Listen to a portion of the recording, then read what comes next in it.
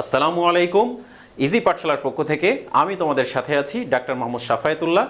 আজ আমরা আলোচনা করব জিওলজি চ্যাপ্টার 3-র পরিপাক ও শ্বসন অধ্যায়ের খুবই একটি গুরুত্বপূর্ণ টপিকস, যেটি হচ্ছে বাইল বা পিত্ত। চলো আমরা বোর্ডে চলে যাই। তাহলে বাইল বা পিত্ত সম্পর্কে আমাদের জানতে হলে প্রথম যে বিষয়টি আমাদের জানতে হবে সেটা হচ্ছে বাইল কোথা থেকে আসে এবং বাইল কি, তার কাজ কি, সে কিভাবে ফাংশন করে, অনেকগুলো প্রশ্ন আমাদের চলে আসবে। আচ্ছা, চলো আমরা একটা লিভার আঁকি প্রথমে।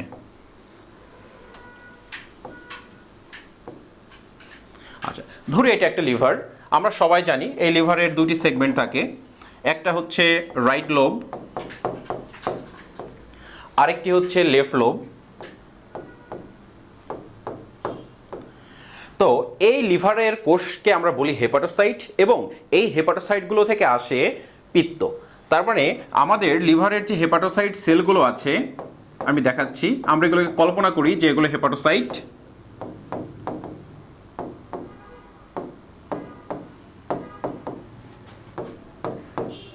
আমরা লিখছি হেপাটোসাইট।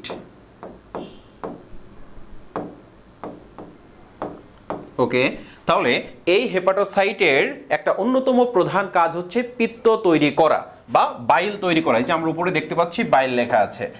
আচ্ছা, তাহলে এই হেপাটোসাইট থেকে কিভাবে পিত্তটি আমাদের অন্ত্রে আসে সেটা নিয়ে আজকের আমাদের ডিসকাশন বা আলোচনা। তাহলে আমরা আবারও একটি লিভার আঁকিয়ে নিই, কালারফুল লিভার। ওকে, এই লিভার থেকে আমরা আগেই বলেছি যে রাইট এবং লেফট লোব আছে, তাহলে এইটা আমাদের সেই রাইট লোব ছিল। তাহলে বাইল রাইট লোব থেকে এবং লেফট লোব থেকে আমরা দেখতে পাচ্ছি দুইটি ডাক্ট বা নালী চলে আসছে। তাহলে রাইট লোব থেকে যে নালী আসছে সেটাকে আমরা বলি হচ্ছে রাইট হেপাটিক ডাক্ট বা ডান হেপাটিক নালী। আর বাম থেকে যেটা আসছে সেটাকে আমরা বলছি হচ্ছে লেফট হেপাটিক ডাক্ট বা বাম হেপাটিক নালী। তাহলে এই দুইটা নালী থেকে আমরা দেখতে পাচ্ছি যে লিভার দুটি নালীর মাধ্যমে তার পিত্তগুলোকে নিচের দিকে ঠেলে দিচ্ছে। আচ্ছা, তাহলে এই দুইটা নালী যখন একত্রিত হয়ে যাচ্ছে তখন সেটাকে আমরা বলতে পারছি যে কমন। কমন মানে সাধারণ। তাহলে সাধারণ আমরা লিখি কমন হেপাটিক, দুইটা মিলে যাচ্ছে, that's why common hepatic duct, যেটাকে আমরা বলছি সাধারণ বা অভিন্ন হেপাটিক নালী। দুইটা একত্রে ইউনাইট হয়ে গেছে, দ্যাটস ওয়াই সাধারণ হেপাটিক নালী।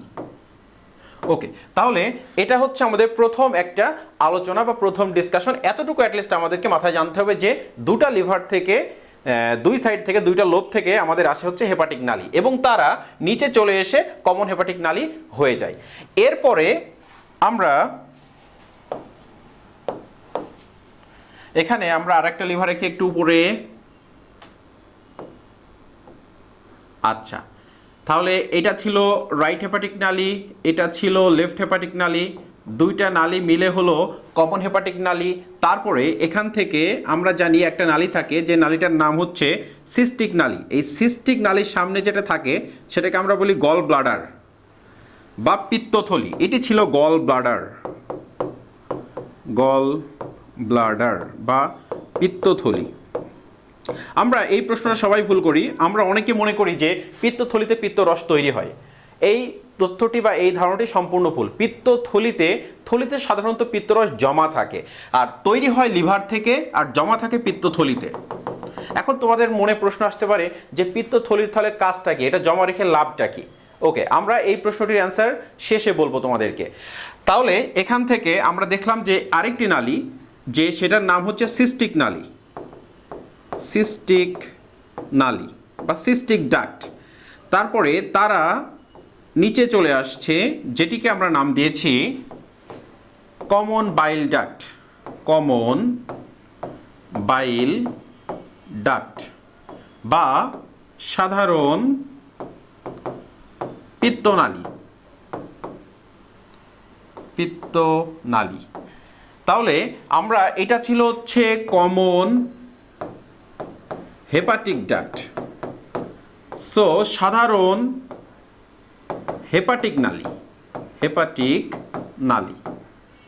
তাহলে এই দুইটা আমাদের অনেক সময় প্যাচ লেগে যায় যে কমন হেপাটিক নালী এবং সাধারণ পিত্তনালী বা কমন বাইল ডাক্ট, এই দুটো আমাদেরকে একটু মনোযোগ দিয়ে মনে রাখতে হবে। আচ্ছা, তো এই দুইটা এখন এই যে নালীটা, এই নালীটা কার সাথে মেশে?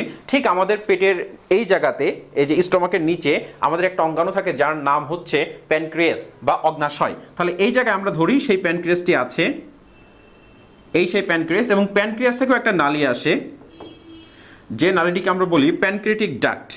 তাহলে এই যে নালীটি, এটার নাম হচ্ছে প্যানক্রিয়াটিক ডাক্ট, প্যানক্রিয়াটিক ডাক্ট বা অগ্নাশয়িক নালী।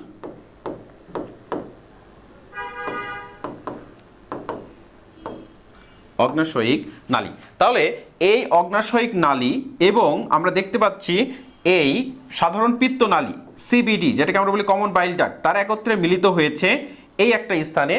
এই স্থানে মিলিত হওয়ার পর তারা যাচ্ছে কোথায়? ঠিক ডিউডেনামে। এইটা ছিল ডিউডেনাম, কারণ এই স্থানে ছিল স্টমাক। আমরা একটু কল্পনা করে নিই, অন্য কালার দিই।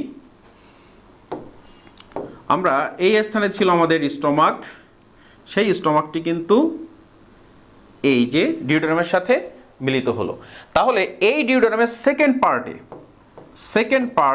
এই সেকেন্ড পার্টে একটা স্থান আছে যেটার নাম হচ্ছে অ্যাম্পুলা অফ ভ্যাটার। তাহলে আমরা একটু লিখে ফেলি, অ্যাম্পুলা অফ ভ্যাটার। এই অ্যাম্পুলা অফ ভ্যাটারে এসে এই পিত্তগুলো হচ্ছে সেকেন্ড পার্ট অফ ডিউডেনামে এসে মিলিত হয়। তাহলে পিত্তটা এখান থেকে তৈরি হয়ে সোজা এই নালীপথে এসে প্যানক্রিয়াটিক ডাক্টের সাথে মিলিত হয়ে সোজা সেকেন্ড পার্ট অফ ডিউডেনামে এসে মিলিত হয় বা সেকেন্ড পার্ট অফ ডিউডেনামে এসে কার্যকারিতা শুরু করে। তাহলে এই কাজটুকু হওয়ার ফলে অ্যাকচুয়ালি সুবিধা কি, এটা আমাদেরকে একটু বুঝতে হবে। সুবিধা কি, আমি কয়েকটা কথা এখানে বলি। সেটা হচ্ছে প্রথম যেটা, যে এই যে বাইল বা পিত্ত, এই পিত্ত কিন্তু ক্ষারীয়, তার পিএইচ হচ্ছে 8 থেকে 8.3। বাইলের পিএইচ 8 থেকে 8.3, কোনো কোনো বই লেখা আছে 8.6। তারপরে আমরা বুঝতে পারছি পিএইচ হচ্ছে ক্ষারীয়। ওকে, আর স্টমাকের পিএইচ কিন্তু আমরা জানি অ্যাসিডিক, 1 to 3 এর ভিতরে, 1 to 2.5 এর ভিতরে। সো আমরা স্টমাকের পিএইচ হচ্ছে 1 to 2.5 or 3। এক একটা বই এক একটা রেফারেন্স থাকে, সে অনুযায়ী আমি এটা একটা অ্যাপ্রক্সিমেট ভাবে আমরা একটা সংখ্যাটা নিয়ে নিলাম। তাহলে এখান থেকে স্টমাকের পিএইচ হচ্ছে 1 থেকে 2.5 or 3। তাহলে অ্যাসিডিক পিএইচ। তাহলে আমরা যখন খাবার খাই সেই খাবারটা কিন্তু হজম হয় স্টমাকে। তো স্টমাকের পিএইচ অ্যাসিডিক, সেই অ্যাসিডিক যে খাবারটা সেটা যদি ডিউডেনামে চলে যায়, তাহলে অ্যাসিডিক কন্ডিশন কিন্তু সাথে সাথে ডিউডেনামকে পুড়িয়ে ফেলতে পারে, যেখানে আলসার হয়ে যেতে পারে। এজন্য সৃষ্টিকর্তা কি করেছেন, যে লিভার থেকে সোজা পিত্তর মাধ্যমে ক্ষারীয় একটা পরিবেশ সৃষ্টি করেছেন, যাতে অ্যাসিড এবং ক্ষার বিক্রিয়া করে লবণ এবং পানি তৈরি করতে পারেন এবং এটি প্রশম হয়ে যায়। তাহলে এই শুধুমাত্র প্রশমন বিক্রিয়ার ফলে, যেটা হচ্ছে অ্যাসিড এবং বেস একত্রে দুইটা মিলিত হয়ে একে অন্যকে প্রশম করে। সো আমরা এই স্থানে আমরা এটাকে দেখি যে এই স্থানটিতে কিন্তু স্টমাকে অ্যাসিডিক কন্ডিশন থাকে এই স্থানতে, আর এবং এই জায়গাটায় হয়ে যায় ক্ষারীয়। সো আমাদের ডিউডেনামে কিন্তু কোনো ধরনের সমস্যা হয় না। তাহলে এই প্লেসটি সম্পূর্ণ সুরক্ষা থাকে। তাহলে এখন আমাদের এই যে বাইল হলো, এই বাইলের কাজটা সম্পর্কে আমরা জেনে নিই। তার মধ্যে একটা কাজ কিন্তু অলরেডি আমরা নোন, সেটা কি, যে আমাদের প্রোটেকশন, অ্যাসিড এবং ক্ষার বিক্রিয়ার ফলে প্রোটেকশন। এছাড়াও আর কি কি কাজ করতে পারে এই বাইল? প্রথম কাজ সেটি হচ্ছে এই বাইল চর্বি জাতীয় যে খাবার আছে সেই খাবারগুলোকে ক্ষুদ্র ক্ষুদ্র করে। যে চর্বি জাতীয় খাদ্যকে ক্ষুদ্র ক্ষুদ্র করার নামকে আমরা বলি ইমালসিফিকেশন। তাহলে আমরা ফাংশনের ভিতরে আরেকটু লিখি যে বাইলের কাজটা কি। বাইল এর কাজ, বাইলের কাজের 1 নম্বর হচ্ছে ইমালসিফিকেশন করে। ইমালসিফিকেশন, ওকে। ইমালসিফিকেশন হচ্ছে চর্বি জাতীয় খাদ্যকে টুকরা টুকরা করা, আমি একটু আগেই বলেছি তোমাদেরকে। তাহলে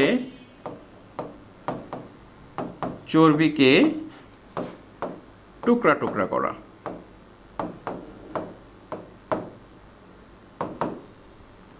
ওকে, নাম্বার 1। নাম্বার 2, আমরা বললাম যে অ্যাসিড এবং বেজের প্রশমন বিক্রিয়া ঘটানো। অ্যাসিড এন্ড বেজকে ব্যালেন্স করা বা ভারসাম্য রক্ষা করা।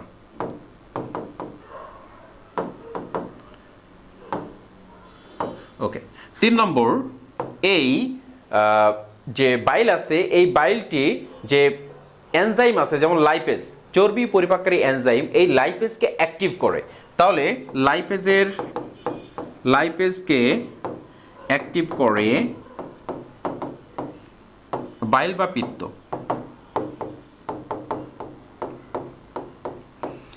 এছাড়াও ফ্যাট সলিবল ভিটামিন, এটা কিন্তু তোমাদের প্রত্যেকটা অবজেক্টিভে আসে যে চর্বিতে দ্রবণীয় ভিটামিন কি কি আছে, অ্যাডেক, ADEK। তাহলে চর্বিতে ভিটামিন আছে হচ্ছে ADEK। এই যে ভিটামিনগুলো, এই ভিটামিনগুলো কিন্তু যে বাইলের প্রভাবে শোষিত হয়। তাহলে এতগুলো ফাংশন বাইল করে। এছাড়াও আমরা আরও জানি যে বাইল বা পিত্তর ভিতরে আছে পিত্ত লবণ, সেই পিত্ত লবণের নাম হচ্ছে সোডিয়াম গ্লাইকোকলেট এবং সোডিয়াম টরোকলেট। এই লবণগুলোও কিন্তু চর্বি জাতীয় খাদ্যকে ভাঙতে সাহায্য করে। তাহলে বাইল আমাদের খুবই একটি গুরুত্বপূর্ণ অংশ আমাদের বডির জন্য। এই পিত্ত না থাকলে কিন্তু খাবার হজম প্রক্রিয়া বা খাবার খেয়ে আমরা সেটাকে যে পরবর্তীতে হজম করব সেটা কিন্তু সম্ভব হতো না। সো আমরা বাইল যেই পোর্শনটাকে আশা করি তোমরা খুব সুন্দর করে বুঝতে পেরেছো, এবং এই টপিকসটিকে তোমরা খাতায় লিখবে, লেখার পরে সেটিকে নোট আকারে রেখে দিবে। এমন ছোট ছোট ভিডিও আমি তোমাদেরকে এখন থেকে প্রোভাইড করব। আশা করি তোমরা অনেক উপকৃত হবে, তোমাদের শিক্ষার ক্ষেত্রে এটি খুবই কাজে লাগবে। সবাইকে অসংখ্য ধন্যবাদ, আমার জন্য দোয়া করো, তোমাদের জন্য শুভকামনা। আসসালামু আলাইকুম।